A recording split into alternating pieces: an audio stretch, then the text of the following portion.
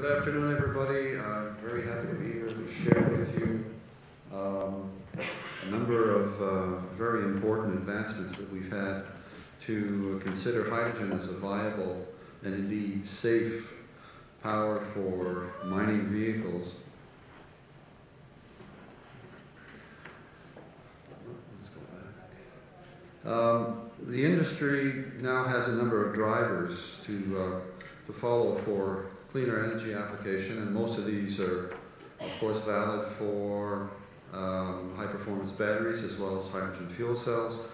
Workplace health, of course, the real important issue here is diesel particulate matter, and the confirmation in 2012 by the World Health Organization that in underground mines and confined conditions, diesel particulate matter is carcinogenic. We're also, I think, looking at better working conditions when we look at lower noise generation. Vehicle heat load is also now more and more important in, at least in Canadian mines, certainly South African mines, and obviously Chile as well, where we were having an important geothermal heat gradient temperature issue. So hydrogen fuel cells, for example, as a solid-state device, just like batteries, really only release 25% of the heat from compared to internal combustion engines. Diesel prices certainly will not go back down. Economic opportunities, well, the business case is reducing ventilation because diesel particulate matter is no longer about in underground mining conditions. And just to give you some figures, ventilation represents for an underground mine about 40% of the electrical consumption for the whole mine.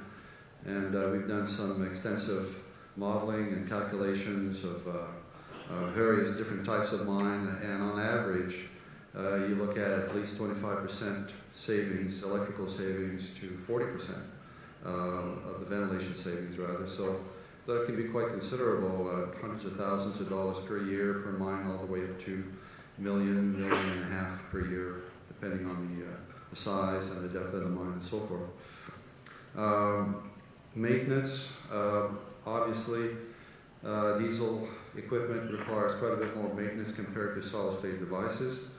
The issue, as well as lost time due to diesel-related health issues, is becoming important. The rest of the world is taking up hydrogen fuel cell power, whether it's for transit systems, buses, trains, also cars, and so forth. There's also the issue of using hydrogen as backup power in airplanes, believe it or not, for marine utilization, both on and underneath the water in submarines.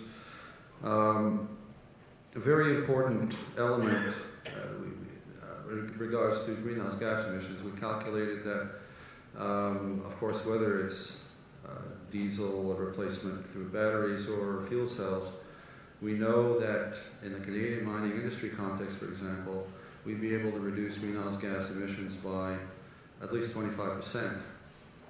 And that is only considering replacing all underground mining vehicles, not even considering open pit mines. So that's a fairly good number. It's important for the mining industry to depend on technology suppliers as designers, as well as technology integrators and after-sales support. And I think we do have that in Canada with the technology suppliers. I'm very happy to say and proud to say that the government of Canada has played a major role, not only in participating in technology application, but also starting to become more important funding partner with respect to large-scale demonstration and even smaller projects that will get to the critical elements, especially the regulatory obligations that have to be developed. And for those of you who are not familiar, the there's one regulatory agency in each one of the Canadian provinces and territories that extract, that have mining activity. So we work side by side with these regulatory agencies, and we know that at this point in time they are very happy to see that we're moving forward. You'll see it in a few moments with respect to the kinds of references and important documents they need to carry out regulatory development. And CANMET Mining, which is my organization within Natural Resources Canada, has always been a partner in developing sound science and sound engineering for regulatory development. Very quickly, the work that we've done has always been based on applying ready and commercially available technology and equipment, and that we maintain a focus on technology acceptance to have an uptake in the shortest time frame possible. This is a sort of a compartmentalized list of participants to date. In the upper portion, the mining industry, a lot of Canadian mines operating in Canada and overseas, as well as international mining companies have participated. We've had equipment manufacturers, technology suppliers, we've had technology experts, as well as research organizations participating. For those of you not familiar with the mining context, before I get onto that, let me just say that this presentation will focus a little bit more on underground work that we've done so far, for the simple reason that this is really a much tougher nut to crack compared to the open pit mines, where you don't have confined underground conditions, and where technology, especially in the infrastructure side, is readily available and usable.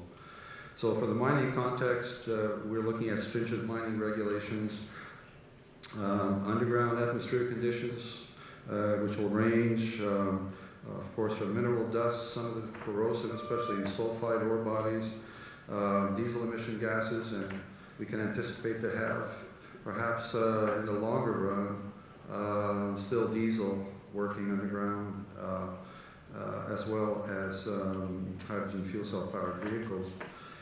Shock and vibration and impacts.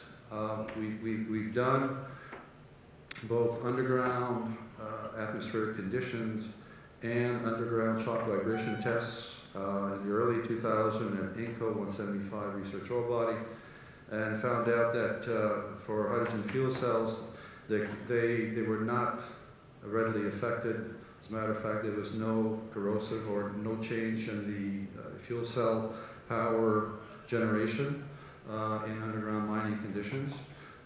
Even when you have, and you see the little yellow squiggle there on the upper right-hand picture, where you would have mining equipment going over very bad road conditions and being subject to G-forces running on average around 8G and spiking sometimes at 50G. So that's quite a situation which we put into our, talk about those two vehicles we retrofitted a little bit later on, so everything seemed to work very well in that sense. There's also the aspects, of course, when you're working underground, and for that matter, an open pit, you're always looking out for rock mass movements. And of course, you have other industrial facilities that you have to compose with, heavy equipment, and sources, and I'll talk about that in a moment, sources of ignition, which will be very important to consider when you're talking about hydrogen. A few basic considerations for the uptake of hydrogen. The mining industry is a global industry, and it only makes sense that we have global uptake of common technology regulations, and that's in all countries. And so far, we've managed to come together over the last year and a half with South Africa, Chile, and Australia in order to deliver on that for the mining industry to have common mining regulations and very similar vehicle hydrogen fuel cell power plant architecture, especially making sure that the equipment manufacturers are on board to to cooperate on that aspect. Over the next few slides, I'll be talking about the state of the art, what have we done, and what are some of the gaps, and where are we going to with projects to fill those gaps. You'll see that we've done some dedicated projects with emphasis on demonstration, of course mine regulation, and in there includes risk mitigation, safety plans, emergency response, and everything that's really required for a mine operator to adopt a new technology. And of course at mine headquarters and head offices, the mine operators really have to, as well as in operations, change this mindset from a diesel view of the world to a alternate energy, clean, higher technology view of the world. And I just talked about better communication and expectations for equipment needs between OEMs, technology suppliers, and the integrators in the long term of each one of these vehicles, mining companies, and so forth, for the best equipment possible. So these are some of the state-of-the-art, as well as gaps that you'll see that need to be addressed, but certainly the basic requirements for full and safe uptake of hydrogen power. First and foremost, hazard identification, and the prime example of that is understanding inherent leak likelihood, as well as the twins of an incident of a hydrogen ignition incident, which is leak versus ignition sources. As far as leaks are concerned, the gas industry has carried out some studies to figure out what kind of leaks are normal from pipeline distribution systems, compressed vessels, and so forth. And the statistics are really revealing in the sense that 90 to 96% of the leaks are really very small. They are less than 0.1 millimeters. So even when you're talking about pipelines and compressed vessels under higher compression, for example, 6,000 PSI, which I will come back to with respect to storage for underground mining vehicles and surface vehicles. The leaks and the clouds that would emanate would easily be diluted by the current ventilation regimes in underground mines, and even the lower ventilation regimes, which would be possible because of diesel particulate matter no longer underground. So that's very positive. So now what we have to do is to say, very good, how can we manage the reduction, indeed the elimination of the human error, which would really be now next to focus on as far as leaks are concerned. And you can do that through engineering solutions such as protection. One of the major documents, and unique in the world, is the Canadian Hydrogen Installation Code, which approaches and takes care of those issues as far as protection is concerned. But as far as ignition is concerned, it's very difficult to be able to exclude the possibility of any ignition sources underground. You have sources, at least coming from electrical equipment, rock on rock, steel on steel, and you don't know where they will occur.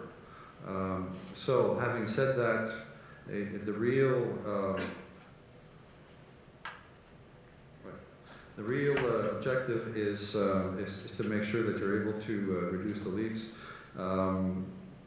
With respect to, I'll go quickly through all of these check marks that you see are projects that have been completed, including the technology applications on sensors. CAMEP Mining has written the mining portion of the new CHIC code. We will be working on the CSA M424, which is the main reference document for the regulatory agencies. The mining industry has to look at hydrogen supply very, very closely. Security of supply, making sure that hydrogen's available day after day in the quantities required for the vehicles. So is that a central production unit, a localized electrolysis plant at the mine site, or a regional electrolysis area for a number of mines? I'll give you some numbers here with respect to requirements per day for underground, typical, and open pit. The gigantic consideration are the small municipalities going to want to have liquefied hydrogen vehicles, as safe as they are, traveling through their territory. Again, technology readiness, you see for yourself here that we've gone through. What's really available is conventional infrastructures that's used on surface. I'll talk about that in a moment. We've written the operational guidelines, which is a document, useful and for discussions between technology suppliers, mining companies, regulatory agencies, and so forth. And the diagram that you see on the right-hand side is the sort of standard infrastructure that's already being used for warehouses where electrolysis is done outside, stored, piped in under compression for the use of forklifts in warehouses, and that's universally used now in North America. So why not just take the pipeline, bring it down underground through the rock mass in a borehole, for example, and have your refueling station at dedicated areas underground, which we are going to be working on. The common electric platform, yet it's one of the gaps that we have to work on. On the open pit side, we're not quite there yet with as much development as we've done for underground.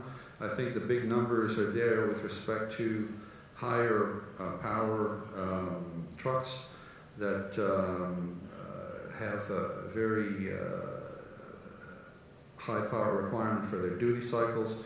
So we need to have better heavy duty hydrogen fuel cell power plants, and all the consideration of space limitation, especially with respect to the trucks, is very important, and we're looking forward to seeing how Ballard and Engie are going to develop their truck at Anglo American.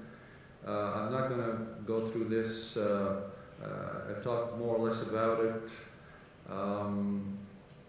As far as the gaps are concerned, I talked about what kind of gaps are still out there for new projects. We had an important meeting in May between technology developers and mining companies.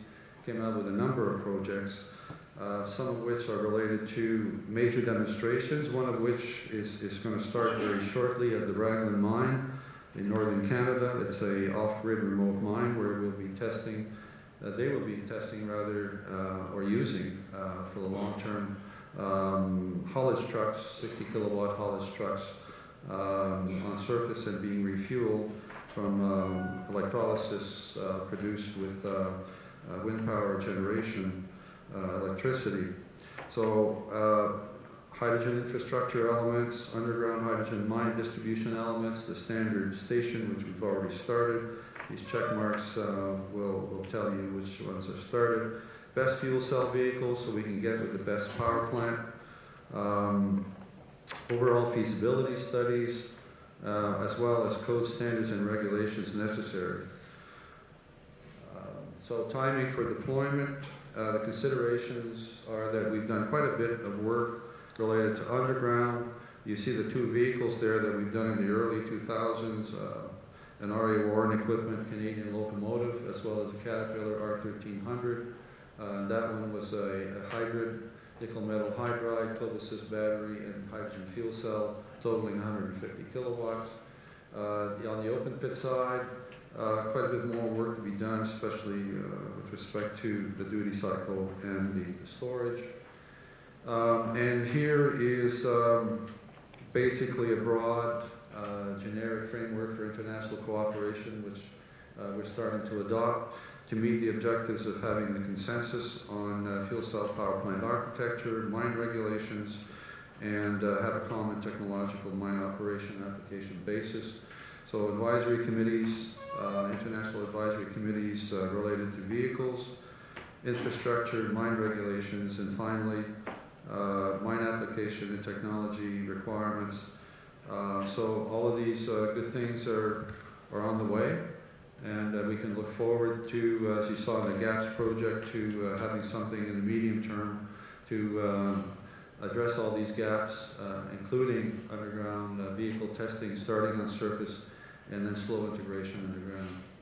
So that is it for my presentation. I apologize, there's a lot of material there, but I wanted to give you the right time of day, and it's very exciting to be working on hydrogen fuel cell power for underground mining.